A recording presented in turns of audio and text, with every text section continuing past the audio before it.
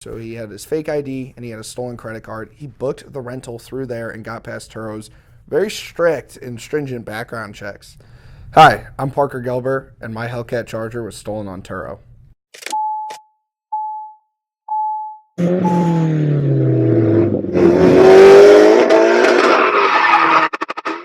At the time, I had a Charger Hellcat, my personal daily driver, a Range Rover, and a Porsche Cayenne, all available for rental on Turo.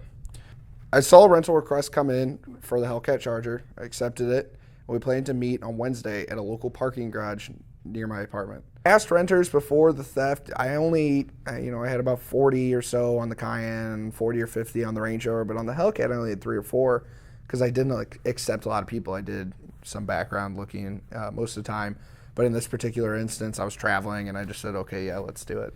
The renter flew into town from Chicago, he said, and I met him at this parking garage.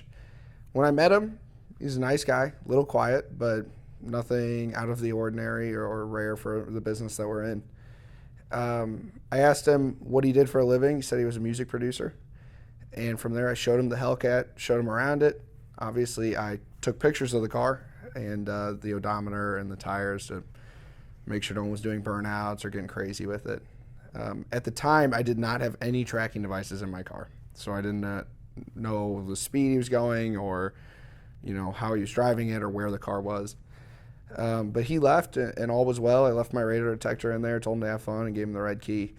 And so Friday comes around, and he's supposed to be returning the car. Well, I had to take a business trip down to Arkansas. And while I'm there, I was trying to get a hold of him and make sure he was meeting my friend to pick it up or to drop off the car. So he said he wanted to extend it an extra day. And I said, great, request it through the app. Well, the time came and there was no request in the rental system. So we started texting and he was maintaining contact. And I figured technical difficulties, it can be a bit difficult to use. So he told me he was going to request it.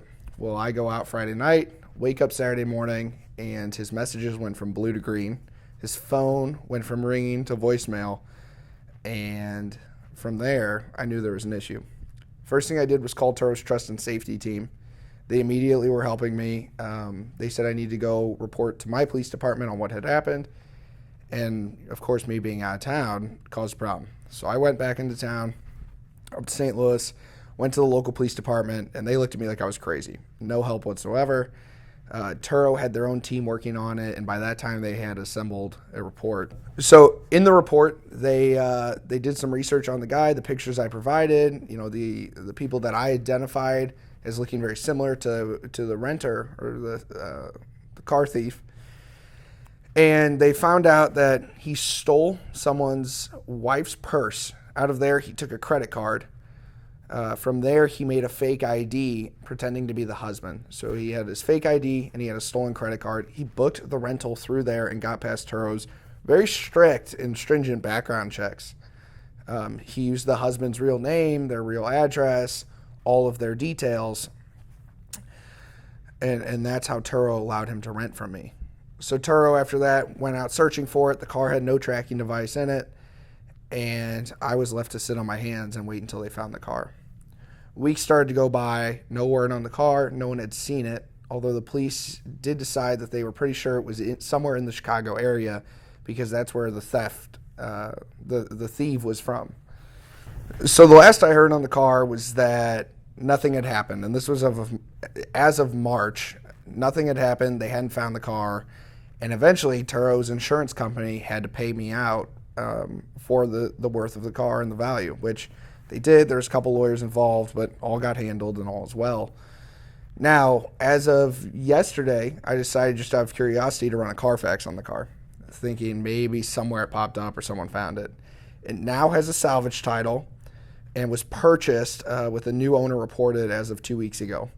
I Googled the VIN. I can't find it on Copart or any of the auction websites, but I'm hoping it turns it up somewhere just out of sheer curiosity.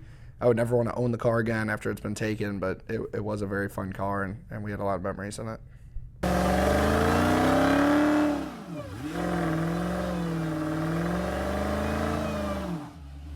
Having multiple cars on Turo's website, I clearly had a lot of trust in them and a lot of belief that their background check process would be able to spot out fake IDs and criminals and people with past backgrounds. As for that, I get it. It was stolen and the fake IDs, and it's very hard to tell. But I do suggest if you are considering renting on Turo, take pictures of your cars, get the mileage, definitely have a tracking device in it. Any car I have now, whether I rent it out or not, has a tracking device that, one, you can pull out of the OBD2, but there's a second one. So if you disconnect the battery, it's still running and I can still find out where the car is. It's just not worth it to mess with it.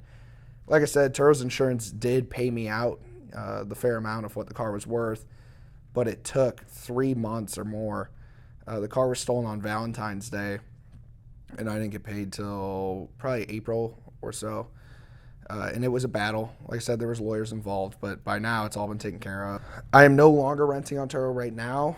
If I do decide to rent on Turo again, it will be with a lot cheaper cars, likely $10,000, $15,000 Range Rovers and Porsche Cayennes.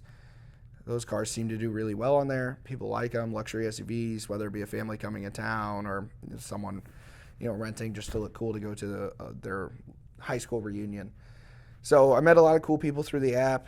It was a cool experience. I'm glad I did it. But all in all, the Hellcat is missing, still salvage title, and never to be found again.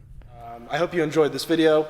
Welcome to Crispy Exotics, the hottest car content on YouTube. I can promise you it's only going to get better from here. Big thanks to Parker at RP Exotics, good friend of mine. I hope you enjoyed the video. Please please subscribe if you liked it. If you hated it, don't subscribe, don't like, I don't really care. Welcome to Crispy Exotics.